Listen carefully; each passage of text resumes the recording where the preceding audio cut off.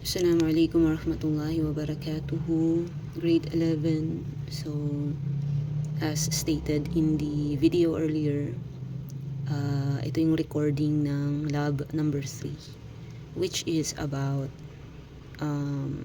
automatic table of contents. So anyway, this is useful for huge documents, no? Para hindi ka manually create a table of contents. Ang hirap kasi noon, no? Naglampas pa lang ng 20 pages yung write-up mo, tapos manual ka maggawa ng table of contents, mahirap na yun siya.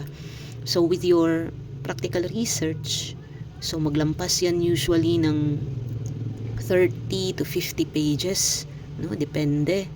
So kung ima-manual mo yung paggawa ng table of contents, mahirapan ka.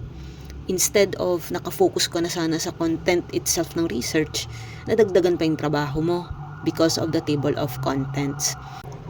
So anyway, ano natin siya, no? Pag-anin natin yung buhay natin by making use of the feature that is provided by MS Word. Okay, so first, diba, usually meron kayong chapter 1, and then you have introduction. And then sa introduction ninyo, meron kayong background of the study. Tapos meron din kayong statement of the problem. Tapos meron kayong significance of the study. And then scope and the limitations of the study.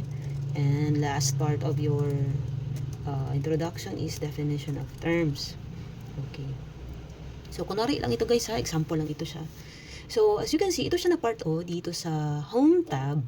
No? Meron siyang nakalagay dyan na styles. Pwede natin itong gamitin actually. So, itong normal, no?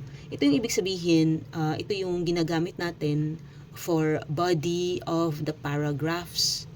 So, pwede natin ito siyang gamitin as the font style for the body of the paragraph. So, i-edit natin siya, no? Para, ayan. Nakita nyo kung saan ko yung gikuha?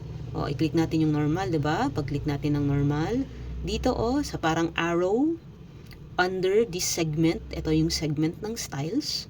Nasa home tab pa rin tayo. Ito yung segment or section ng styles. Dito sa pinakagilid, merong arrow. Click. And then may maglabas na ganito. Ayan, ilagay natin dito para makita.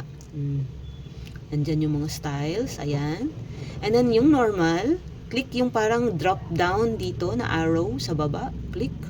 And then click on modify. Tapos palitan natin ng Arial. Kasi Arial naman yung gusto natin na font. And then since it's just the font style for the body of the paragraph, so dapat hindi siya bold, hindi siya italicized, hindi siya underline. And then since walang justified dito na na alignment, left align lang muna siya. Okay, ang color niya automatic kasi nga ay hindi naman tayo nagpapalit-palit ng color para sa body ng paragraph. So just click OK. Okay? Next, gawin naman natin or i-edit naman natin itong heading. So click on here. As you can see, pag click ko, naglabas ka agad dito yung heading. So just click the drop down menu. Okay, and then click that modify. This one, gusto pa rin natin siya maging Arial. Arial yung piliin natin, Arial. Ayan, no? Size 12 hapon, pero bold na siya kasi nga heading na siya, diba? And then automatic pa rin yung color niya. And this time, i-center na natin siya. Kasi ito yung gusto natin. Bakit naging definition of terms yun? Normal lang yan si definition of terms. Ay, hindi, joke lang, kuan siya. Mamaya, heading 2. Okay, ito yung gawan natin ngayon. Ito siya ang heading 1. Ayan. As you can see, automatic, nagapunta siya sa, ginagawa niya sa kung ano yung pinili natin, ginagawa niya doon yung format na gusto natin for that heading style. Ang next naman itong heading 2, palitan natin. Click heading 2, modify again. And then this time, again, still Arial pa rin tayo, no? And then still 12, bold pa rin siya. Automatic pa rin ang color. Pero hindi na siya nasa gitna. Kasi nga ito yung heading 2 para ito siya sa background of the study, statement of the problem. And then left align lang yan siya. So click OK. Ayan. So ilagay natin siya, i-apply natin siya doon. Heading 2. Heading 2 ito siya. Ito, heading 2 again. Ayan. Ito rin siya, heading 2 rin ito siya. And then ito, heading 2. Okay. So, i-X ko muna itong style ha. Now, ang totoong research paper, di ba mahaba man usually ang background of the study? Madami man ito siyang nakasulat dito, di ba? Hindi lang man yan siya a few lines. Sometimes nga yung iba sa inyo lumalampas ng ilang tawag dito, ilang paragraphs, right? Or ilang page. So usually nakikita natin ang statement of the problem sa page 2 na, right? So let's say ang statement of the problem, yung iba mahahaba din ang statement of the problem. Diba? Yung iba nakakaabot ng ilang question, 5. Pero again ha, minimum tayo ng 3. And remember, ang 3 na yon, question about the IV, question about the DV, and then question about the relation of the IV and the DV. And then sa significance of the study naman, the benefactors, no? Benefactors. Sino yung maka-benefit dito? O, yung iba malaki-laki rin, no? Mahaba-haba rin yung mga significance of the study nila. Okay, and then let's just assume na dito na sa baba si scope and delimitation. Again, no? Marami ding dapat nakasulat dito.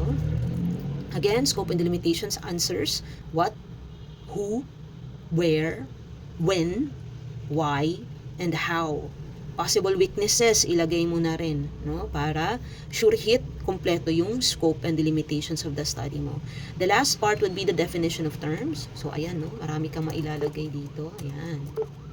I'm sorry, bakit nagatunog-tunog yung laptop ko? I'm not sure. Okay. So, ayan siya. Afterwards, teach. O, para saan na yung teach? No? For example lang ha, dito ako sa baba maglagay ng table of contents. So, guys, pwede good kayo mag-enter para, no, usually ganito yung ginagawa natin, nag-enter tayo hanggang makapunta tayo sa, sa kabilang page, 'di ba? Pero, meron actually dito, insert, and then click on page break, ayan, para diretso ka na sa next page, no? So, for example, dito ako na page maggawa ng table of contents. Kayo gudang bahala, no? Pero usually, ang table of contents nasa taas, nasa unahan. Pero for the sake of example lang, dito ako maggawa sa baba. Now, click here on the tab, piliin mo tong references. Andito yung section ng table of contents sa pinakaunahan, on the left side. Click on table of contents, and then may mga predefined tayo na format, no? Pero dito tayo sa custom table of contents. And then as you can see, automatic, sabi niya, gagawan niya or isasali niya ang heading 1, 2, and 3 sa paglagay ng table of contents. Heading 1 and 2 lang yung sa atin, 'di ba? So click on options. So tanggalin natin si heading 3. So ang level ng table of contents, ang ibig sabihin ng TOC, table of contents level, ang first level natin ay heading 1, ang second ay yung heading 2. So ano ibig sabihin ng teach? O di ba? Pag click natin ng okay, gagawa niya na ng table of contents. Ito yung sinasabing heading 1, tapos ito yung heading 2. Kung meron pa kayong mga sub-subheadings, no, ibig sabihin dito na siya na part maglagay, o di sige, go ahead, maggawa kayo ng heading 3. Pero since sa projects natin or sa research natin, hindi naman kailangan heading 1 and heading 2 lang, o di pwede ng ganito. So di ba, napakadali ng buhay ninyo, siya na yung bahala maglagay dyan. Diba? So hindi na kayo magpaisa-isa, magtingin, anong page yung definition of terms, anong page yung background of the study, hindi na. No? Siya na yung bahala maggawa nun para sa inyo. So inshallah, I really hope you will be able to use this in practical research 1. Okay, so again, ganito lang din yung gagawin ninyo, but palitan nyo na yung file name ng lab3 _ your last name. Okay, so that's it for today. Subhanakallahumma wa bihamdika, asyhadu an la ilaha illa anta, astaghfiruka wa atubu ilaik. Assalamu alaikum warahmatullahi wabarakatuh.